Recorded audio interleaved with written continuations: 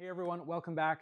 Today's video is a companion video to the HeyGears Reflex machine review that we probably just put up. If you're just coming from that video, hi again.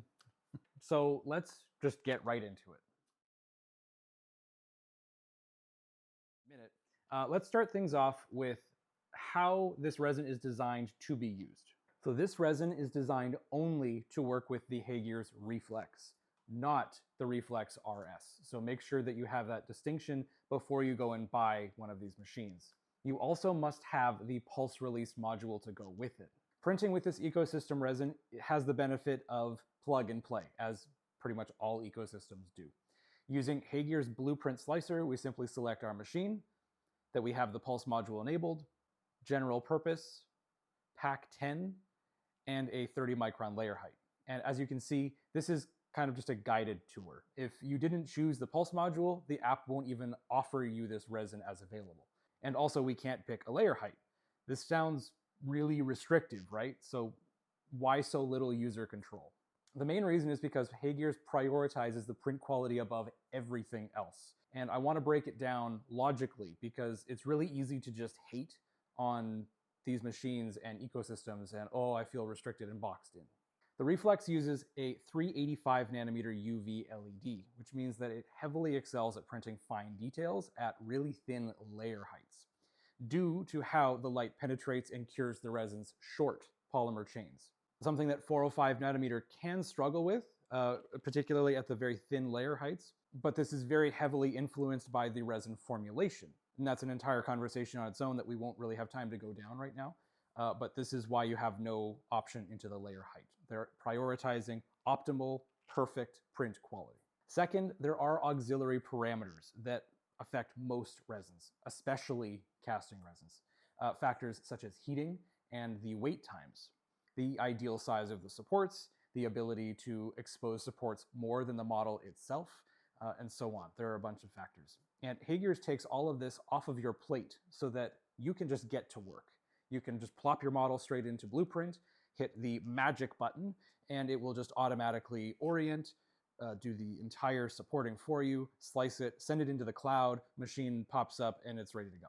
Third, the pulse module. This is a very unique function that HeyGears, I think, doesn't share with anybody else. It's a very, very interesting way of going about things. Basically what it does is it pushes air between two layers of FEP. Picture kind of like a kazoo or an oboe reed, or like when you put a piece of grass between your thumbs when you were a kid and you'd blow and make the noise.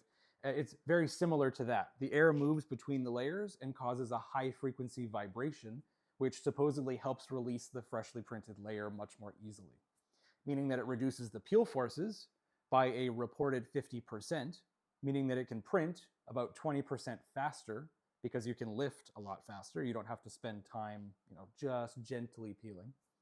It also means that you can have 25% fewer supports, which is a direct resin savings and a very serious concern because all supports are eventually garbage. So requiring that the pulse module can save time and save on material waste, which, as we all know, casting resins are not cheap, and every little bit of waste that you're just throwing away is money down the drain. Bit of a little disclaimer here though, because as I mentioned before, that Blueprint doesn't even allow you to print this resin without using the pulse module.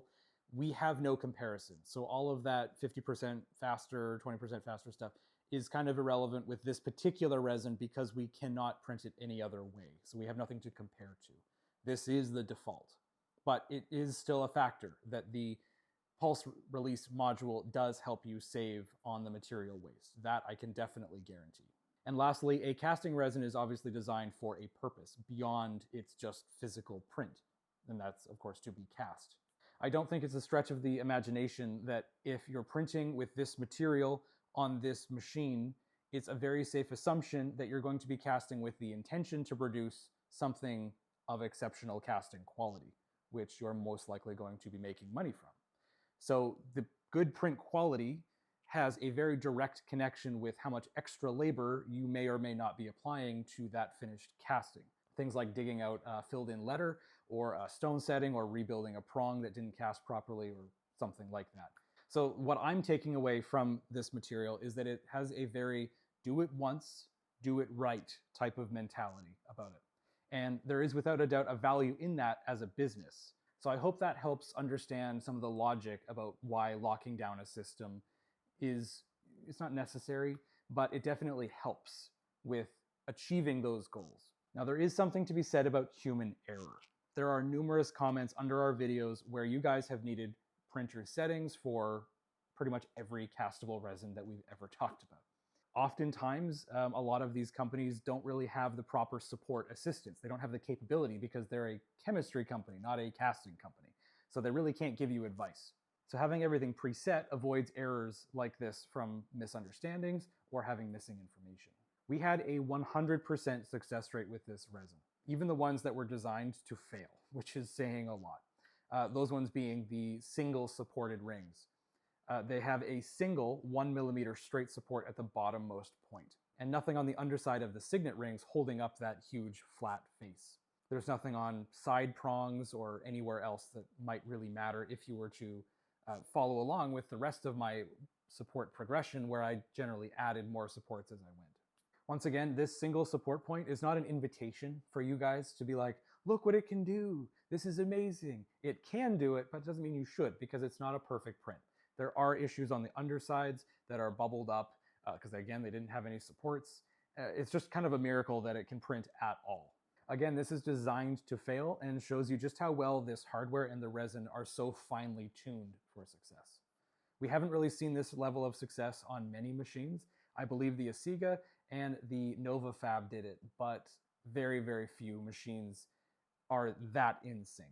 So if you're a jeweler just entering the 3D printing space with limited experience, this has got enough training wheels that you're probably going to be fine. What I mean is if you don't support well, you don't understand that process, you can just, again, click that magic button or just plop a few around to the best of your ability, and you're almost certainly going to come up with success.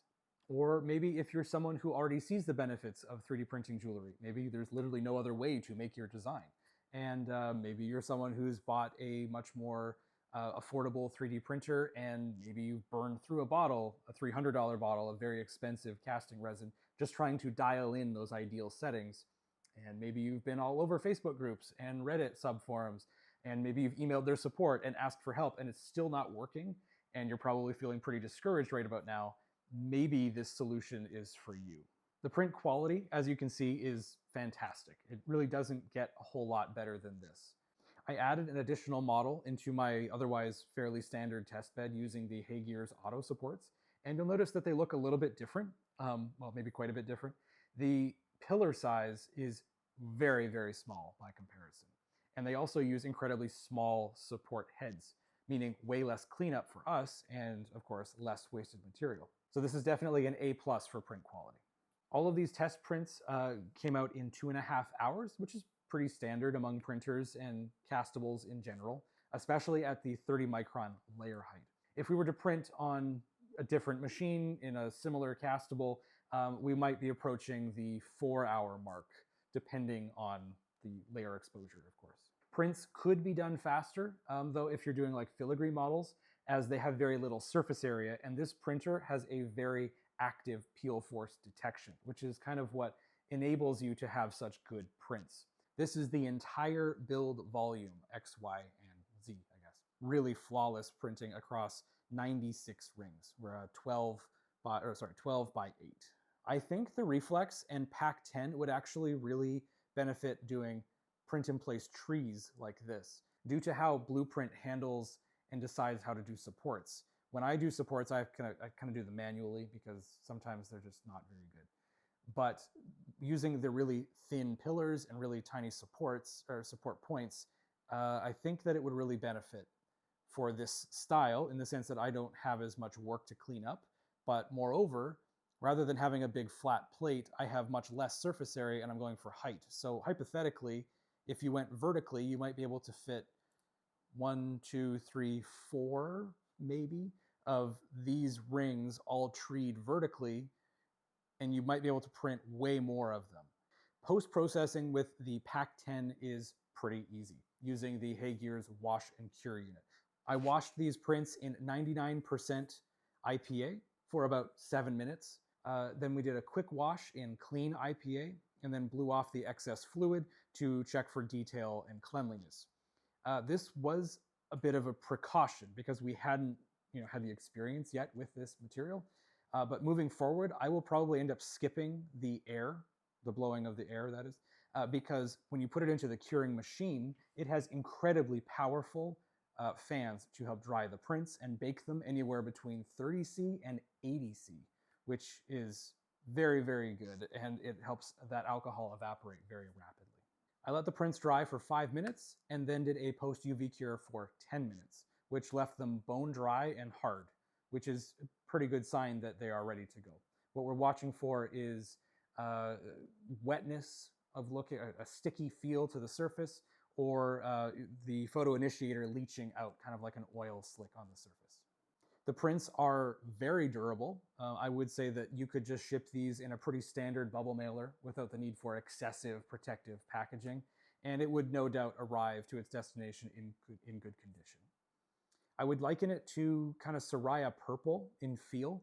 Like if you took a Soraya print and you tried to like break it, it's got a little bit of flexibility to it. So it's quite good if you ever need to compare to another resin. I would definitely remove the supports before you do the UV cure. I think this is pretty standard practice, but separate out if you do use this machine, the baking, the heat baking, and the UV, so that when in between, you can take off those supports much easier while they're warm. We let these prints sit out for a day or so before casting, and they stayed dry. They didn't get glossy or weep or do anything really. They haven't shrunk. I think you could definitely get away with storing these in a airtight, dark place for a significant amount of time without seeing a lot of shrinkage. Now, naturally, we haven't had this resin for that long, so that's kind of a test of time that we haven't had time for, but it's a very stable feeling material. Now, let's move on to the casting, because if the casting don't work, then this entire ecosystem kind of falls apart for jewelry, doesn't it? The prints accepted wax sprues very easily without a fuss. I didn't need to use sticky wax or preheat the space or do anything very outlandish. They just accepted the wax really easily. If you need to do any surface repairs of divots where support marks might be, you can use a wax pen and a little bit of wax and smooth over them, and it will stay on there. It won't peel off eventually. I arranged them on the tree the same way that I always do, putting heavier models to the bottom and lighter ones to the top to ensure that when the metal is at its hottest, when I'm pouring it into the flask, the metal is at its hottest and it enters those very small cavities first and gives it the best opportunity to have a proper fill. While the heavy models, they get the slightly cooler metal, which mitigates shrinkage. We invested using Optima Prestige mixed to a 36:100 ratio in 4x6 flasks. For the burnout, HeyGears recommended a 14-hour burnout cycle with a max temp of 780°C, which initially to us was a bit of a red flag.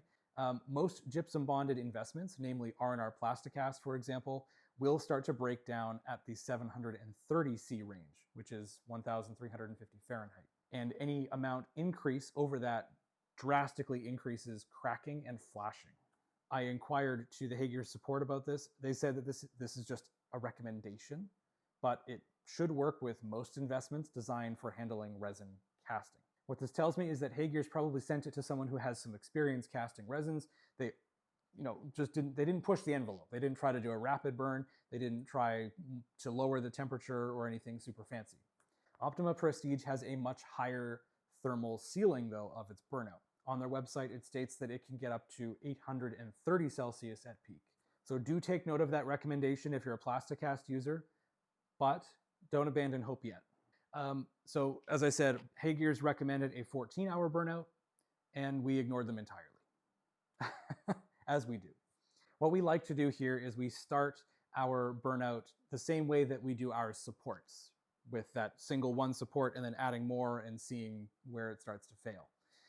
What we like to do is start with a rapid burnout, and if there are issues during the rapid burnout, then we extend the burnout and we try it again and we see where it actually starts to produce good results. And then if it doesn't cast at all, then it's not a good casting resin, and we tell you guys that.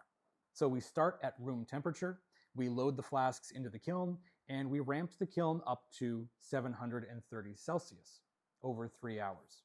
And yes, I did say that correctly. I know I just talked all about the 780°C, but I want to start lower and work my way up. just to see what this could do and if the Plasticast users will be completely knocked out or not. Once we reached that 730 Celsius, 1,350 Fahrenheit, then we hold that temp for 2 hours. We then dropped the kiln to the casting temperature of 1,000 Fahrenheit or 540 C and held that for 1 hour. I like to cast silicon bronze into my test flasks. It's an inexpensive metal, it flows amazing. We just have a lot of experience with it, so that's what I've been doing for the last number of years. We wait about 10 minutes after pouring, and then we quench it into water. I have a pressure washer to then clean them, and then we would do the pickle to remove the oxide. We use the Finger Remover 9000 to cut them off, and these are the results. These castings are amazing. They're flawless in every possible way. I don't see any issues on the shanks, where we sometimes do. All of the stone settings, even the micro pave, are completely formed with no collapses. This means that the resin had very little or no interaction with the water in the investment, which can cause something called cure inhibition, which is generally the cause of the asphalt texture that you see on some castings. That the tiny stone settings came out means that the investment is strong enough to resist any thermal expansion that's occurring during the burnout. The skull looks great, all the details are where they belong, and this printer actually seems to show the issues with this skull. Like, it actually shows how soft the details are in the teeth. This was not filled in because it looks identical on both sides. So this is actually showing off the true potential of what this model could be. So I really don't think there's a whole lot else to say. This is almost a flawless mixture of machine and material, and you're going to get flawless casting results. So what's the problem? Why isn't everyone just running out and getting this right now? Well, it might be the price. This isn't the least expensive on average if you're looking at casting resins. Coming in at 340 bucks Canadian, that's about 250 USD. The pricing is actually squarely at the bottom as the cheapest jewelry-specific ecosystem casting resin. Formlabs Castable, for example, averages about 250 to 300 USD. A Sega Supercast is by far the most expensive, coming in around 560 bucks Canadian. Power Resins average is about 300 USD, about 440 Canadian, and so on. If you're interested in some of these other ecosystem resins and printers, by the way, because we actually have looked at quite a few, take a look at some of those links down below. We checked out the Jewellery-specific NovaFab DLP machine, which is for power resin. We've also looked at the Asiga Max X. I can't remember which number it was. And we looked at their materials as well. Those videos will all be somewhere down here. We haven't actually got our hands on a Formlabs machine yet to test ourselves, but we were able to get our hands on some prints of Blue Wax 40, which you can check out. Again, put a link down here. We have reviewed that material, and it did actually turn out really well. But coming back to PAC10, PAC10 against these other premium resins on the market, it's incredibly competitive. I would say that this casting is, the closest comparison would be the Asiga machines, which are the highest of the high end. They're astronomically more expensive, so let that be your guide. Now, if you don't subscribe to Ecosystems, this still is, again, very competitive. Bluecast X1 V2 coming in around 360 bucks per kilo, but they only make it in 500 milliliter bottles. ResinWorks 3D EasyCast 200 and 400 sits squarely around the 350, 360 range. But again, it can't compare to the ultra budget resins that you can get off of Amazon and elsewhere, like Soraya True Blue and Purple. True Blue coming in around 50 bucks, Soraya at 75, and then our personal favorite Apply Lab coming in at 100 USD per kilo. So you kind of have to make the decision. As we've already talked about extensively in this video and the Reflex review, are you into the idea of a plug-and-play solution where you don't have to think about the settings, there's no playing, and if you do have an issue, you do have support that you can go to that's reliable? Or are you more on the saving a buck, but testing it out and trying it for yourself? There's nothing wrong with either way, honestly. It really depends on what your appetite is. So there you have it. That's the HeyGears PAC10 casting resin, which we are rating as like an A+ S-class castable resin. It really doesn't get a whole lot better from here. The only caveat, of course, to achieve these results, unless you're going to just buy it and put it into another machine and then fuss around with it and make those settings, you do, of course, have to have the HeyGears Reflex machine. But if you're sold by what you've seen so far, it could be very well worth the investment. Go and watch the HeyGears Reflex hardware review next, because if you haven't, again, I explain much more in depth about what goes along with the hardware. And I do talk about the resin, of course, not quite as specifically to the casting, but I do talk about this one as well. If you found this video informative, and if you have any more questions about this resin or pretty much any other, feel free to leave a comment down below. Or if you need more one-on-one help, consider joining our membership program, where it gives you access to longer, actually like director's cut versions of our videos. We are starting to do that.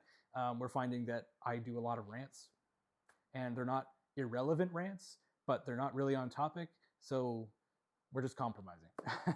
You do get access to those videos and tutorials, actually, for some of our more difficult processes, like nanoceramic coatings, for example. You also get access to our Discord, where at a platinum tier, you get that one-on-one call with me every month if you so choose, and you can ask me questions, troubleshoot, whatever you want. So check out our membership options by clicking that join button down below this video, or on this Discord icon somewhere around here. Also, be sure to like and subscribe, and we will see you guys in the next video.